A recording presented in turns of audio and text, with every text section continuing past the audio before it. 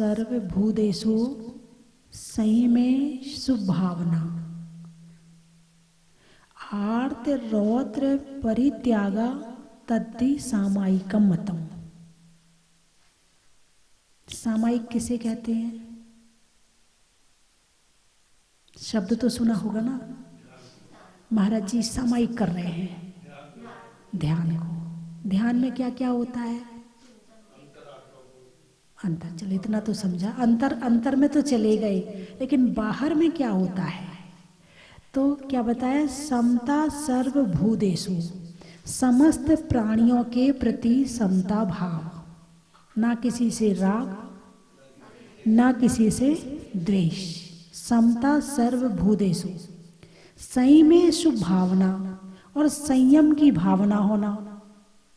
संयम कंट्रोल, मन पर, वचन पर, काया पर। काया शांति से बैठी है, वचन शांति से शांत है, और मन एकदम शांत है। उसमें कहीं कोई हलचल नहीं है, कहीं कोई कंकड़ पत्थर नहीं आ रहे हैं। जैसे कि तालाब का पानी बिल्कुल स्थिर है, उसमें परछाई दिख जाए, इतना स्थिर है। हवा नहीं चल रही है, कंकड़ नहीं डाल रहे हैं, तो पानी स्थिर हो गया है। तो पानी के स्थिर होने से क्या हो रहा है? आसपास में जितने पेड़ पौधे पशु पक्षी हैं, उन सब के चित्र उस तालाब में झलक रहे हैं। क्या हो रहा है?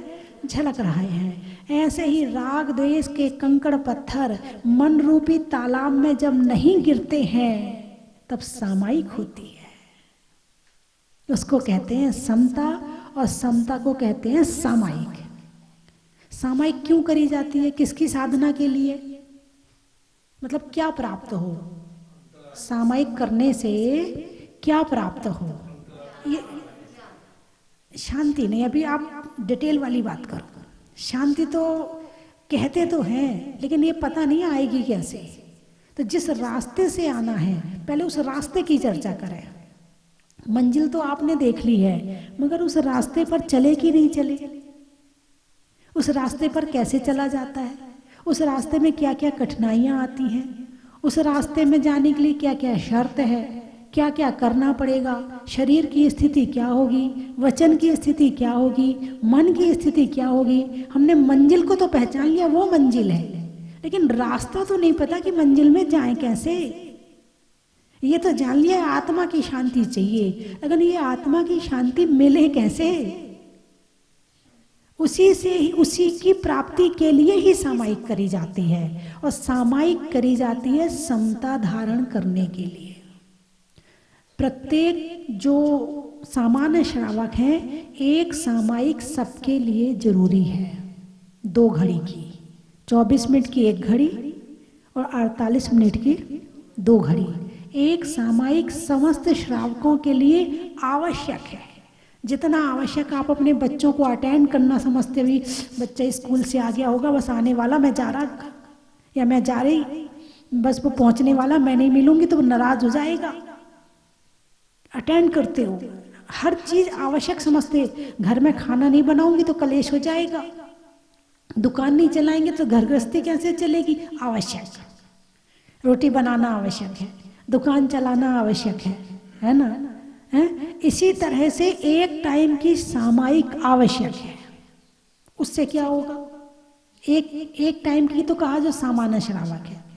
2 टाइम की कहा कि जिसने 2 प्रतिमा ले ली है, जिसने 2 प्रतिमा ली है वो 2 टाइम की सामायिक करे। जिसने 3 प्रतिमा ले ली है वो 3 टाइम के सामायिक करे। यानी प्रतिमा में भी आवश्यक।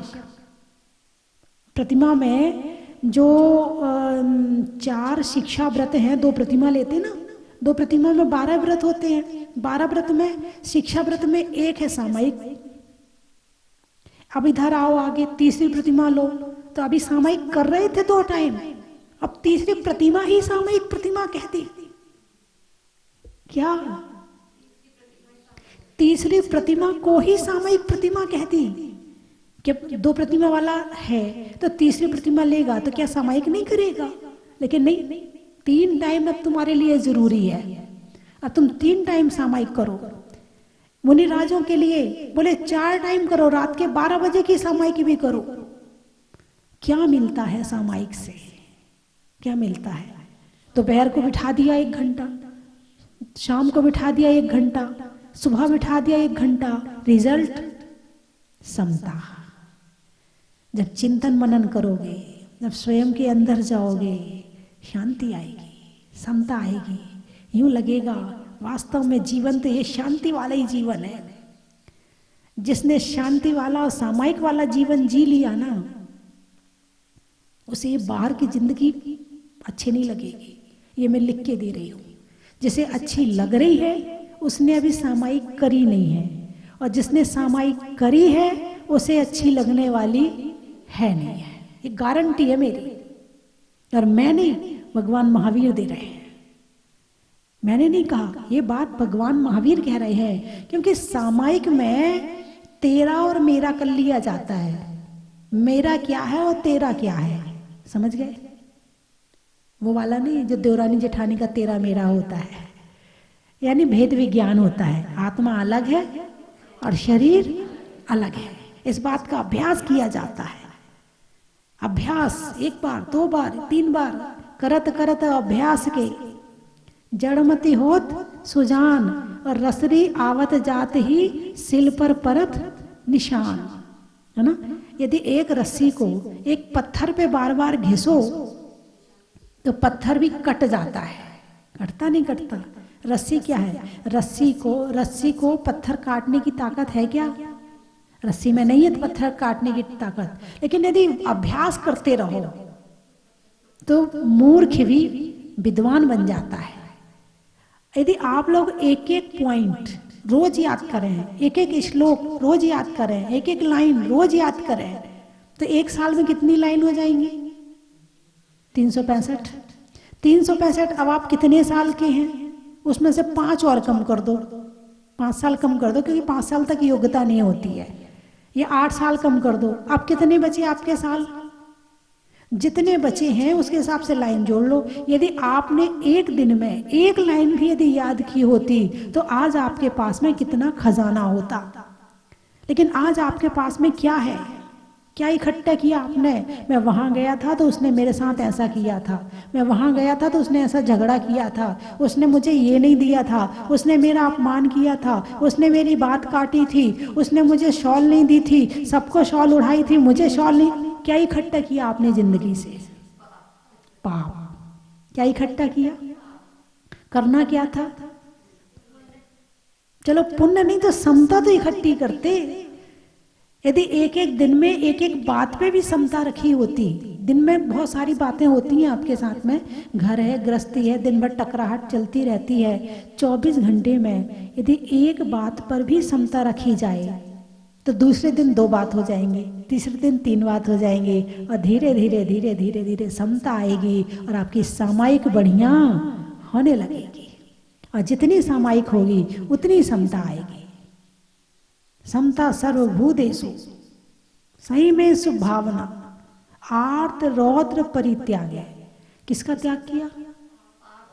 क्या है ये आर्त रौद्र? सुना तो है कहीं, हाँ कभी कभी माता जी बोल तो देती है आर्त रौद्र कुछ होता है। अब आप ही बता दो, हमें तो पता नहीं। देखो हाँ ये क्या होता है आर्त रौद्र? ये होगा, शास्त्र में लिखा होगा कुछ। शास्त्र में जो लिखा है ना वो तो है ही, लेकिन तुम जो दिन भर करते हो ना ये वो है। आर्त ध्यान, इष्ट वियोग, अनिष्ट संयोग, पीड़ा चिंतन, निदान बंध। आर्त ध्यान, हिंसानंदी, मृषानंदी, चौर्यानंदी, परिग्रहानंदी, रौद्र ध्यान। आर्त ध्यान से निकलते हो तो रौद्र ध्यान में, रौद्र ध्यान से निकलते हो तो आर्त ध्यान में। 24 घंटे आर्त ध्यान और रौद्र ध्यान का ही झूला झूलते रहते हैं। आर्त ध्यान त्रयंच गति का कारण है और रौद्र ध्यान नरक गति का कारण है। यदि इसको नहीं पहचाना तुमने तो जीवन में कुछ जाने ही नहीं। क्योंकि जब तक किसी चीज को छोड़ना हो तो उसे जानने की भी तो जरूरत है ना। अपने बेटे से कहते बेटा उस लड़के के साथ मत रहा कर, वो बिगड़ा हुआ लड़का है, वो शराब भी पीता है, वो ये भी करता है। आपने उसको जाना ना, तभी तो उसको अपने बेटे को बचाने के लिए, छोड़ने के लिए कहा। उसकी बुराइयों को समझा। बुराइयों को समझना क्यों जरूरी है? क्योंकि छोड़ना है। अच्छाइयों को समझना क्यों जरूरी है? क्योंकि उसे प्राप्त करना है। बिन जाने ते दोष गुणन को कैसे गहिए तजिए गहिए। यदि जाने बिना दोषों का त्याग कर दोगे तो कभी भी दोबारा आ जाएंगे, लेकिन दोषों को दोष जानकर त्याग करोगे तो दोबारा आने वाले नहीं है। और गुणों को गुण जानकर के ग्रहण करोगे तो छूटेंगे नहीं। और अनजाने में किसी ने कह दिया अरे ऐसा कर लिया कर, और कर लिया, और कुछ दिन के बाद छोड़ दिया, क्योंकि तुमने ये जाना नहीं कि ये गुण है। इसलिए गुणों को जानना भी जरूरी है और दोषों को भी जानना जरूरी है। तो आर्त रौद्र परित्याग है। आर्त ध्यान का, रौद्र ध्यान का त्याग करना सामायिक है। और जब तक आर्त ध्यान रौद्र ध्यान रहेंगे तब तक समता भी आने वाली नहीं है। आर्त ध्यान में क्या है? इष्ट वियोग। जो तुम्हें अच्छा लग रहा है, वस्तु या व्यक्ति, वो तुमसे जरा सा दूर हो जाए तुम आकुल व्याकुल हो जाते हो। अरे उसकी याद आ रही है, अरे और कुछ ना हो तो जैसे आपने चाय है, आप यात्रा पे जा रहे हैं और अचानक कोई एक होटल दिखी आपको, 3 बज गए, टाइम हो गया दोपहर की चाय का, और वो होटल पे गाड़ी रोकी नहीं। अब आप आकुल व्याकुल हो जाओगे। कहा था उस होटल पे रोक ले, वहां अच्छी चाय मिलती है। आकुल व्याकुल, ये भी इष्ट वियोग है। अब कौन सा ध्यान चल रहा है? आर्त ध्यान चल रहा है। कौन सा ध्यान चल रहा है? आर्त ध्यान। अनिष्ट संयोग। जिस होटल पर रोकनी थी उस पर नहीं रोकी तो इष्ट वियोग हो गया। जिस पे नहीं रोकना थी, जो आपको पसंद नहीं उस पर रोक दी, ये अनिष्ट संयोग हो गया। तुम जिसको चाहते हो वो तुम्हारे साथ में नहीं रहता है, इष्ट वियोग। जिसको तुम नहीं चाहते हो वो तुम्हारे साथ में रहता है, अनिष्ट संयोग। 24 घंटे चलता रहता है, इसके साथ रहना पड़ रहा है। हे भगवान, कब दिन आएगा जब इससे छुटकारा मिलेगा? हे भगवान, 24 घंटे वही टेंशन चलती रहती है। ये आर्त ध्यान है, त्रियंच गति का कारण है। ये मैं नहीं कह रही हूं, ये हमारे आचार्य भगवान कह रहे हैं, ये हमारे भगवान महावीर कह रहे हैं। अनंत काल से क्या किया है? आर्त ध्यान रौद्र ध्यान के अलावा कुछ नहीं किया है। ध्यान 4 प्रकार के, आर्त, रौद्र, धर्म ध्यान और शुक्ल ध्यान। तो शुक्ल ध्यान की योग्यता तो अभी है नहीं है। अब बच्चा धर्म ध्यान। धर्म ध्यान में भी कई डिग्री होती हैं। आप मंदिर में बैठे पूजा कर रहे, मन लगा कि नहीं? यदि लग रहा है तो समझना धर्म ध्यान शुरुआत हुई है। वो भी किस क्वालिटी का है वो आप समझे कि किस क्वालिटी के धर्म ध्यान से आप पूजा कर रहे हैं, किस क्वालिटी के धर्म ध्यान से आप माला फिर रहे हैं। आहार देते समय मन आहार में है कि नहीं है ना? स्वाध्याय करते हुए मन स्वाध्याय में है कि नहीं है? प्रवचन सुनते हुए मन प्रवचन में है कि नहीं है?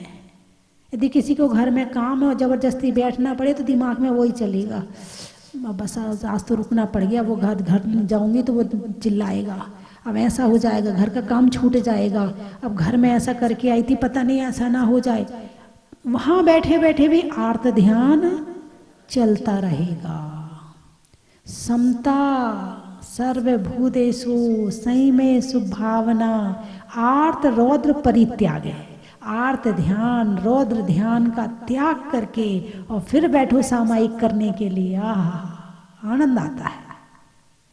और ऐसी सामायिक जिसने कर ली, जिसने सामायिक का स्वाद ले लिया, जिसने ध्यान का स्वाद ले लिया, जिसने अपने आत्मज्ञान का स्वाद ले लिया, जिसने चिंतन मनन का स्वाद ले लिया, उसे लगता है बाहर निकलना पड़ेगा, इस सुख के सागर से बाहर निकलना पड़ेगा। अब 1 घंटा हो गया, 1.5 घंटा हो गया, अब निकलना पड़ेगा। आनंद तो इसमें आ रहा था लेकिन बाहर आना पड़ेगा। और कुछ ऐसे होंगे कि कब टाइम पूरा हो, माता जी ने 15 मिनट ध्यान करने का नियम दिया था, बार बार आंख खोल खोल के घड़ी देख रहे हैं। माता जी ने 11 माला का नियम दिया था, कब 11 माला पूरी है? 1 2 3 4 5 6, बड़ी मुश्किल से माला पूरी होती है। और जब सीरियल देखने बैठते हो तब घड़ी नहीं दिखती है। जब मोबाइल देखने बैठते कि 1 घंटा कैसे निकल जाता तब घड़ी नहीं दिखती है। जब पड़ोसन से निंदा बुराई की चर्चा करते तब घड़ी नहीं दिखती है, और माला फेरने बैठे हो, समझ जाओ कि आपने अभी ध्यान का स्वाद लिया ही नहीं है। और जैसे स्वाद आ गया है वो घड़ी देखेगा नहीं, यूं लगेगा जितना टाइम मिल जाए उतना बैठ जाओ। जिसने जिसका स्वाद लिया है ना वो उस तरफ भागता है। आपने अभी तक बाहर का ही स्वाद लिया है, अभी अंदर का स्वाद लिया ही नहीं है। जिस दिन ले लोगे, कभी ध्यान शिविर लगे, कभी ध्यान हो, तब उस शिविर में आप बैठना, उसके बाद आपको पता चलेगा कि जिंदगी हमने कितनी खत्म कर दी फालतू में। अभी तक कुछ कर लिया होता है तो इतना सीख लिया होता तो। और एक दिन और मैंने कहा था कि बच्चों को स्कूल में ध्यान आदि जरूर सिखाना चाहिए। हर जितने पीरियड होते हैं उनमें से एक पीरियड ध्यान का होना चाहिए, ज्ञान और ध्यान का, आत्म तत्व प्राप्ति का होना चाहिए। यदि ये पीरियड शुरू हो जाए तो बाकी 5 पीरियड जीवन को सफल करें ना करें, लेकिन ये पीरियड इंसान के जीवन को सफल बना देगा। तो समता सामायिक क्यों करी जाती है? अरे बोलिए ना। समता लाने के लिए। जानते हो समता को कहाँ रहती है? आपके पड़ोस में रहती है क्या? नहीं रहती। कहाँ रहती है? रहती तो रहना तो चाहिए आत्मा में, मगर आकुलता व्याकुलता के कारण से वो हमारे पास से चली गई है। अब हमें उसे आकुलता व्याकुलता छोड़ करके उस समता को बुलाना पड़ेगा, और ऐसे नहीं आएगी। तुम बहुत दूर हो गए हो समता से, बहुत दूर हो गए हो। उस समता को बुलाने के लिए बहुत मेहनत लगेगी, बहुत मेहनत लगेगी, बहुत प्रयास करना पड़ेगा, बहुत पुरुषार्थ करना पड़ेगा, तब कहीं जाकर के वो समता तुम्हारे पास आएगी। होश में जिंदगी जीनी पड़ेगी। क्रोध करते समय ये पता चलना चाहिए कि तुम क्रोध कर रहे हो। सामने वाले को तो पता है कि तुम क्रोध कर रहे हो, मगर तुम्हें नहीं पता कि तुम क्रोध कर रहे हो। ऐसा होता कि नहीं होता? जब क्रोध खत्म होता है तब लगता अरे मैंने इतना गुस्सा कर लिया, मैं इतना बोल गया, मैंने गुस्से में मोबाइल भी तोड़ दिया, मैंने गुस्से में टीवी भी तोड़ दी, मुझे इतना गुस्सा आया, हे भगवान। फिर पछताते रहोगे। लेकिन जब आता है तब होश में नहीं रहते हो। यदि उस समय होश आ जाए, और ये प्रक्रिया शुरू होगी सामायिक से। जो सामायिक में बैठता है मन को कंट्रोल में रखता है, मन को वश में रखता है। क्रोध करते हुए उसे पता चलता है कि मैं क्रोध कर रहा हूं, और कितना करना है इस बात का ज्ञान भी उसे होता है। जो ध्यान करता है उन लोगों को ये सब ज्ञान होने लगता है। ध्यान करने से आत्मा की शक्तियां जागृत होने लगती हैं और बाहर की बुराइयां कम होने लगती हैं। इसलिए ध्यान जरूर करना चाहिए। मान करते हुए उसे पता चलता है कि मेरे पास इतने लोग आए, या मैं सज के शादी में गया तो मैं वहां पर अब मैं अपने आप को दिखा रहा हूं। फिर कंट्रोल करता, अरे ऐसा मत सोच। अब अनादिकाल के संस्कार है मान कषाय के, दिखाने के संस्कार अनादिकाल के हैं। लेकिन एक ऐसा है कि दिखाए जा रहा है लेकिन होश नहीं है, और एक ऐसा है कि होश तो है मगर उसको कंट्रोल करने के लिए प्रयास कर रहा है। 2 तरह की जिंदगी है ना। एक है शराब पिया आदमी, होश ही नहीं है, क्या बोल रहा है क्या नहीं बोल रहा है। जब शराब उतरती है, सुबह सो के उठता है, घर वाले बताते हैं, तब पता चलता अरे मैं ये भी बोल गया, मैं ये भी बोल गया। जैसे वो शराबी होश में नहीं है ना, ऐसे ही ये क्रोध करने वाला होश में नहीं है, मान करने वाला होश में नहीं है, मायाचारी लोभ करने वाला होश में नहीं है, ये भी बेहोश हो जाता है। शराबी की शराब जो है रात भर में उतर के सुबह ठीक हो जाता है, और इसका गुस्सा जब ठंडा होता है तब इसको पता चलता है कि मैंने इतना नुकसान कर लिया, खुद का भी कर लिया और जिसके सामने किया, जिस पर किया उसका भी। यदि होश में जिंदगी जीने लगे तो इंसान अपने जीवन में बहुत कुछ प्राप्त कर सकता है। और सामायिक का नाम ही ये है कि होश में जिंदगी शुरू करना। भाई सामायिक में बैठे हैं, अभी आप अकेले में बैठ जाओ, जो दिमाग में चल रहा है चल रहा है, तुम्हारा कोई प्रयास नहीं है, तुम्हारा कोई पुरुषार्थ नहीं है, जो चल रहा है वो चल रहा है। लेकिन सामायिक में क्या होती, जो हमें चलाना है वो चलता है। सामायिक किसका नाम है? जो हमें अपने मन में विचार करना है, जो हमें अपने मन में सोचना है, वो हमारे दिमाग में आ रहा है, दूसरा कोई नहीं आएगा। और बाकी समय जो दिमाग करता है तुम वो करते हो, और सामायिक में जो हम करते हैं वो दिमाग करता है। इसका नाम है सामायिक, कि हम जो सोचना चाहें वो सोचें। मूड चला रहा है तुम्हारा, मन तुम्हें चला रहा है, कर्म चला रहे हैं। कर्म कहते हैं यहाँ से उठ उस कमरे में बैठ, तो उस कमरे में चला जाता है। कर्म कहता है यहाँ से उठ वहां जा, तुम उस कमरे में चले जाते, तुम वहां चले जाते। कर्म कहते हैं हमें वहां जाना है, तो वो होटल में जाना खाना खाने, तो तुम वहां खाना खाने चले जाते। कर्म जहां जहां ले जाता है, जो जो सोचने को कहता है, तुम सारा वो करते रहते हो। लेकिन सामायिक वो चीज है कि तुम जो चाहते हो वो होता है। बात समझ में आई कि नहीं आई? और समता का अभ्यास कहाँ से शुरू होगा? सामायिक से। बिना सामायिक किए समता का अभ्यास संभव ही नहीं है। समता का अभ्यास करने के लिए सामायिक अति आवश्यक है। इसलिए सामान्य श्रावक को एक सामायिक, दो प्रतिमा वाले को दो सामायिक, तीसरी प्रतिमा में भी 3 सामायिक, मुनिराज को भी सामायिक, और जो 5 प्रकार का चारित्र बताया है उसमें एक सामायिक चारित्र भी है। मतलब एक बार कह दिया था ना, जब सामान्य श्रावक था तब कह दिया था कि सामायिक कर लो, तो आगे तक सब लोग करते रहते। लेकिन नहीं, सब जगह डाला है, चारित्र में भी सामायिक डाला, प्रतिमा में भी सामायिक डाली, शिक्षा व्रत में सामायिक डाली, और सामान्य श्रावक के लिए सामायिक डाली। ये सामायिक जरूरी क्यों है? समता के लिए जरूरी है, क्योंकि इसका अभ्यास, हाँ, जैसे दिन भर दुकान चलाने के बाद हिसाब किताब करते हो, कितना गया कितना आया, ऐसे ही सामायिक में बैठकर आज मैंने क्या गड़बड़ करी, क्या किया, मुझे क्या करना चाहिए था, क्या नहीं करना चाहिए था, जब तक हिसाब नहीं होगा तब तक कंट्रोल नहीं होगा।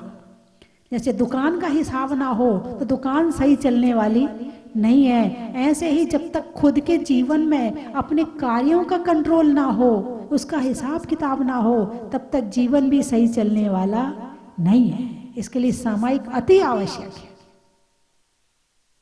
हर चीज में सामायिक, 7वें गुण स्थान में सामायिक, 6वें गुण स्थान में सामायिक, 5वें गुण स्थान में सामायिक, 4थे गुण स्थान में सामायिक। सामायिक क्या है?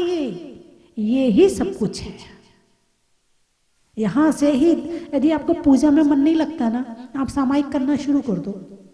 यदि आपका माला में मन नहीं लगता है, आप सामायिक करना शुरू कर दो। सब चीज पे फोकस पड़ना शुरू हो जाएगा, सब चीज पे लाइट पड़ेगी कि कहाँ क्या कर रहे हो, क्या करना था। और जब होगा तो अपने आप ही सारी चीज ठीक हो जाएंगे। तो बात किसकी चल रही है? समता की। ये 30 साल में कल ही सोच रही थी कि इतना पहुंच गए कि पीछे पहुंचे तो फुर्सत ही नहीं मिली जिंदगी में, केवल अपना चलते रहे और काम अच्छे होते रहे ना, तो लगता है कि हाँ जिंदगी जी है। और काम अच्छे ना हो तो लगता बेकार हो गई जिंदगी। ऐसा आप महसूस करते कि नहीं करते? मेरा तो एक समय, 1 मिनट भी यदि यहाँ वहाँ हो जाए तो मेरा तो दिमाग घूम जाता। नहीं, वापस आओ, अपने समय में जियो, अपने हिसाब से जियो। मेरा तो 10 मिनट भी, 5 मिनट भी इधर उधर हो जाए तो मुझे लगता है मेरा टाइम खराब हो रहा है। तो इस घर गृहस्थी की चर्चा करे आके तो मुझे लगता है मेरा टाइम खराब हो रहा है। अभी एक जने कह रही थी, बोले माता जी हमारे पिताजी ऐसे, हमारे माता जी ऐसे, हमारे घर में ऐसा होता हमारे। मैंने कहा ये कहानी मुझे मत सुनाया करो, स्पष्ट कह दिया मैंने।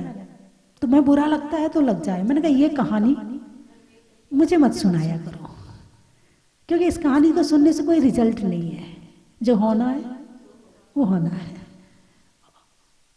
और या जो होना है वो नहीं होना करना है तो करो सामायिक। कुछ ज्ञान की बात करो तो मुझे भी, मेरा समय भी सार्थक हो, आपका समय भी सार्थक हो, है ना। चलिए 3 चीजें बोलूंगी, आपको कहना है, बड़ा ही महत्व है। घड़ी में टिक टिक का, मोबाइल में तुम्हारे पिक का, और करने में सामायिक का, बड़ा ही महत्व है। जंगल में नाक का, शहरों में बाग का और करने में आर्त रौद्र के त्याग का। बड़ा ही महत्व है। शरीर में दम का, होने में नम का और जीवन में संयम का। बड़ा ही महत्व है। कहाँ से आए? जहाजपुर में आज यात्री आए हैं, कोटा। कोटा। रसोई में पटाखा, सावन की घटा का और आने वालों में कोटा का। बड़ा ही महत्व है। केकड़ी। भोजन में बड़ी का, बूढ़ों में छड़ी का और आने वालों में केकड़ी का। बड़ा ही महत्व है। उदयपुर जयपुर। गाने में सुर का, पशुओं में खुर का और आने वालों में उदयपुर और जयपुर का। बड़ा ही महत्व है। भीलवाड़ा। महिलाओं में कड़ा का, भोजन में बड़ा का और आने वालों में भीलवाड़ा का। बड़ा ही महत्व है। अजमेर। जंगल में शेर का, फलों में बेर का और आने वालों में अजमेर का। बड़ा ही महत्व है। बूंदी। पक्ष में सुधी का, मंदिर में वेदी का और आने वालों में बूंदी का। बड़ा ही महत्व है। शाहपुरा। रंगों में हरा का, रहने में धरा का और आने वालों में शाहपुरा और पदमपुरा का। बड़ा ही महत्व है। अलवर। शरीर में सर का, पक्षी में पर का और आने वालों में अलवर का। बड़ा ही महत्व है। बनेड़ा। बनेड़ा। बनेड़ा। अच्छा। गर्मी में घड़ा का, तौलने में धड़ा का और आने वालों में बनेड़ा का। बड़ा ही महत्व है। निवाई।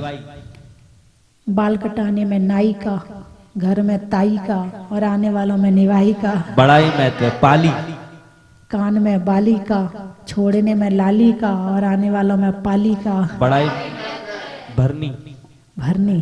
करने में अच्छी करनी का है, करने में अच्छी करनी का और अचार के लिए वर्णी का और आने वालों में भरनी का।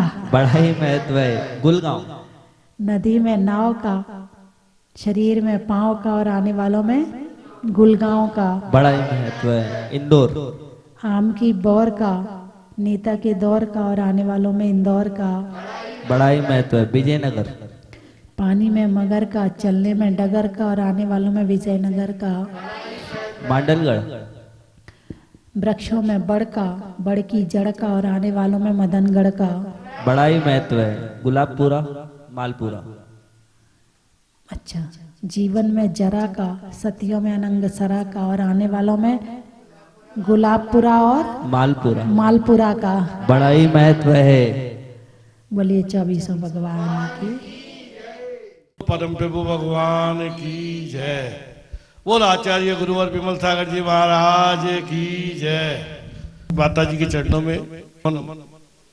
माता जी जहाजपुर से मैं जब प्रतिमा ये निकली थी, उसके दूसरे दिन ही मैं जहाजपुर पहुंच गया था, क्योंकि उस समय राजस्थान का मैं अध्यक्ष था और मेरी ड्यूटी थी कि राजस्थान में अगर ऐसी बहुत प्रतिभा कहीं निकली हो जिसका वैभव अलग ही हो, उसके लिए मुझे जाना जरूरी था। तो मैं सुबह पहले यहाँ से जयपुर से निकल के जहाजपुर पहुंच गया था और उस प्रतिभा को पुराने जिस मंदिर में रखी गई थी नीचे, मंदिर के नीचे, वहां मैंने देखा था कि जहाँ पानी की धार बह रही थी, माता जी उस समय से मैं जहाजपुर के मंदिर से जुड़ा हुआ हूँ।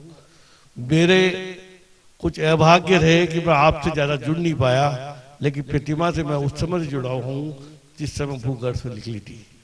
और बड़ा मैं कहता हूँ प्रतिमा का, और जैसे एक लिखा जाता है ना कि एक जो पत्थर होता है वो कोई निकालता है और मूर्ति कोई दूसरा बनाता है और उसमें प्राण जो दिए जाते हैं, प्राण प्रतिष्ठा जो होती है उसमें किसी आचार्य, किसी छुल्लक या किसी मुनि की जो होती है, लिखा हुआ होता है, वो होता है। ऐसे ही आज जो जहाजपुर की प्रतिमा निकली है और उस प्रतिमा को जिस मस्जिद मंदिर में विराजमान जिस जगह जाना था वो आपके कल कमलों द्वारा रखी गई थी। इसलिए मैं बहुत बड़ा आभारी हूँ, क्योंकि मैं भी एक हिंदुस्तान के जैन समाज से जुड़ा हूँ और मैं ये चाहूंगा माता जी, जब तक ये संसार है, जब तक आपका नाम और मंदिर तो जब तक रहेगा, जब तक रहेगा ही, और आपका नाम इस तरह से चलता रहे और मेरे को इतना आशीर्वाद देवे कि मैं वहाँ कुछ कर सकूं और आपके चरणों में मैं विराजमान हो सकूं। नमस्ते महाराज, नमस्ते महाराज। कि आज हम लोगों को यहाँ पे शांति धारा करने का मौका मिला। हम लोग इसके पहले भी जहाजपुर आए थे, तब पुराने स्थान पे श्री जी विराजमान थे, वहाँ भी हमको शांति धारा करने का मौका मिला था। हम लोग फिर आज सपरिवार यहाँ पे आके शांति धारा कर पाए हैं। इसके लिए हम लोग स्वस्ति भूषण माता जी के बार बार आभारी हैं कि उन्होंने इस विशाल जिन मंदिर का निर्माण किया और सारे भारतवर्ष से लोग आकर के यहाँ पर पुण्य अर्जन कर पा रहे हैं। पुनः माता जी के चरणों में कोटि से नमन वंदामि। यहाँ की व्यवस्था बहुत ही सुंदर है, बहुत ही सुंदर मंदिर बना है। मन करता है कि यहीं आकर के यहीं पर रुक जाएं और बार बार आने को मन करता है। हम लोग यही भावना बातें कि हम लोगों को हर साल यहाँ आने का मौका मिले और श्री जी का अभिषेक और शांति धारा कर पाए। जय जिनेन्द्र। जय जिनेन्द्र बंधुओं, एक अद्वितीय जिनालय का द्वितीय वार्षिक उत्सव आने वाली 7 फरवरी 2022 स्वस्थि धाम जहाजपुर में आयोजित हो रहा है। परम पूज्य आचार्य श्री अनुभव सागर जी महाराज के सत्संग पावन सानिध्य में मैं आपको सादर आमंत्रित करता हूं।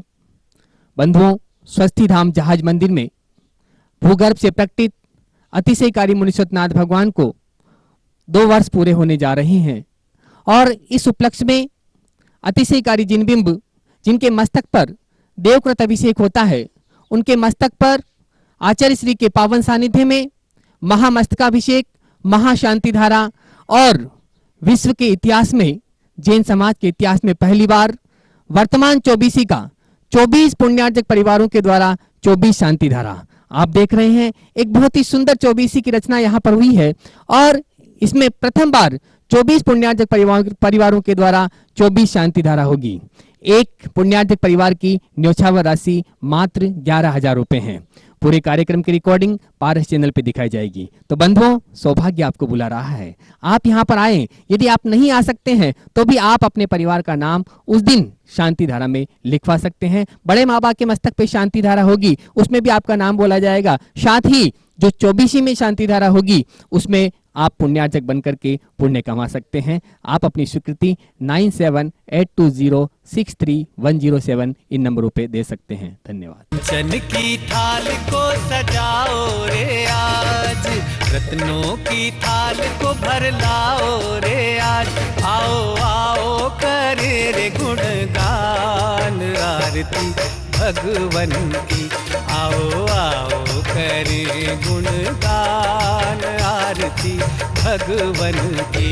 आओ आओ करे रे गुणगान आरती भगवन की।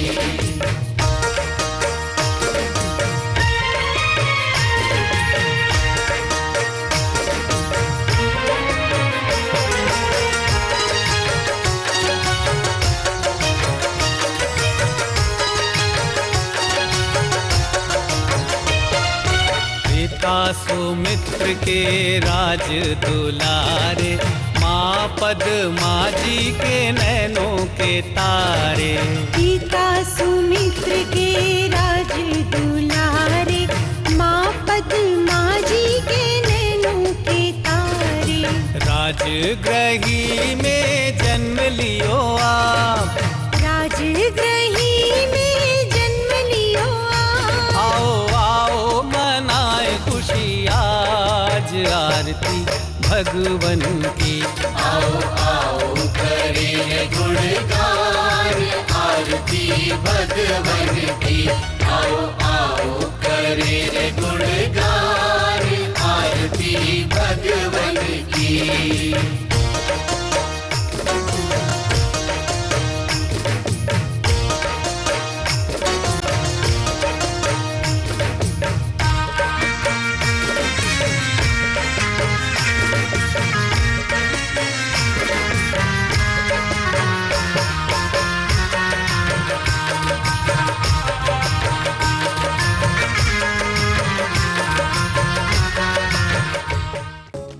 परम विदुषी लेखिका गणिनी आरिका रत्न श्री 105 स्वस्ति भूषण माता जी, जिन्होंने मात्र 20 वर्ष में 100 से भी अधिक किताबें लिखकर जैन समाज को अनूठा योगदान दिया है।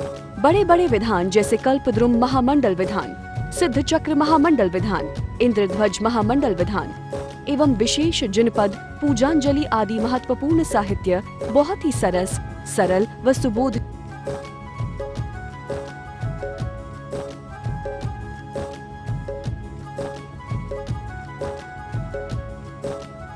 करने हेतु आज ही संपर्क करें।